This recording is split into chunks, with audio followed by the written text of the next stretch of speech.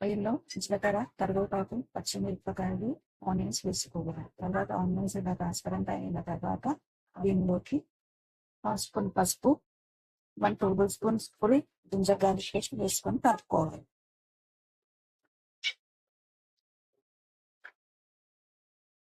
2 నిమిషాలు అయిన తర్వాత దానిలో 1 టేబుల్ స్పూన్ ధనియాల పొడి, 1 టేబుల్ స్పూన్ జీలకర్ర పొడి, 1 టేబుల్ స్పూన్ ఉప్పు,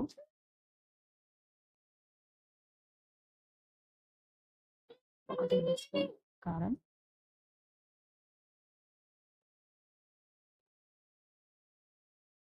1/2 టేబుల్ స్పూన్ గరం మసాలా.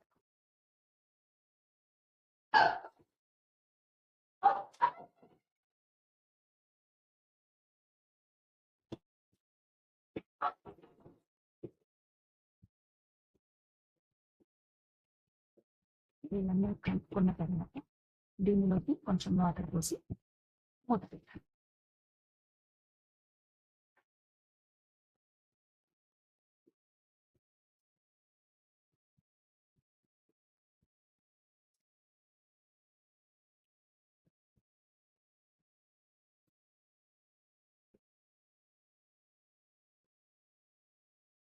ఒక పక్కకు కుక్కర్‌లో రాజ్మాను ఉడికించుకోవాలి.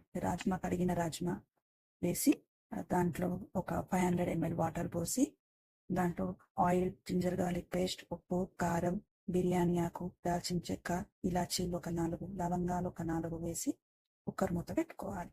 4-5 విజిల్లు వచ్చిన తర్వాత ఓపెన్ చేసి పెడితే గింజ అనేది ఉడికిందో లేదో చూసుకోవాలి.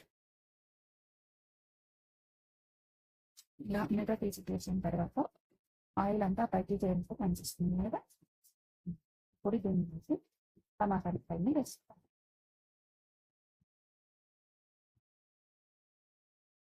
ఒక 3 టమాటా ముక్కలు కలిపేసుకొని ఒకసారి కలుపుకొని మూత పెట్టుకోవాలి.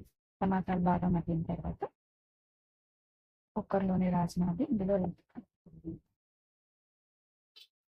టమాటాలు ఇలా చక్కగా మగ్గిపోయిన తర్వాత ఆయిల్ అంతా పైకి తేలుతుంది.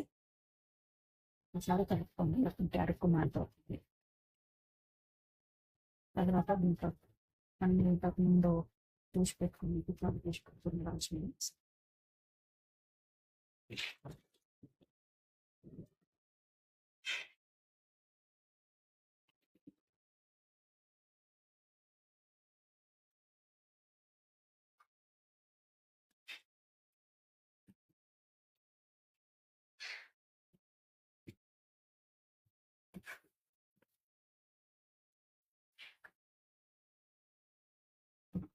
ఇప్పుడు దీనిని మూత పెట్టుకొని కసపైన తర్వాత కొత్తిమీర, కొంచెం నెయ్యి వేసుకొని దించుకోవడమే.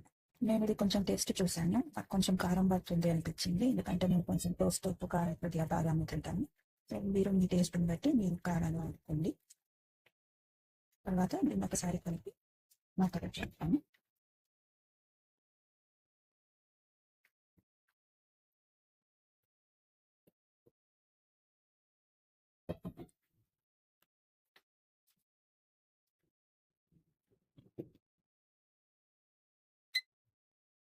ఒక 2 నిమిషాలు మూత పెట్టుకొని తీసిన తర్వాత ఇందులోకి కొత్తిమీర,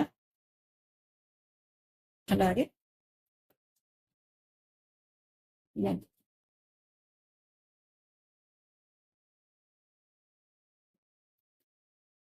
వేసి కలుపుకొని మూత పెట్టుకుంటాను. దీన్ని అన్నంలోకి తినొచ్చు, చపాతీలోకి తినొచ్చు, పూరీలోకి కూడా తినొచ్చు.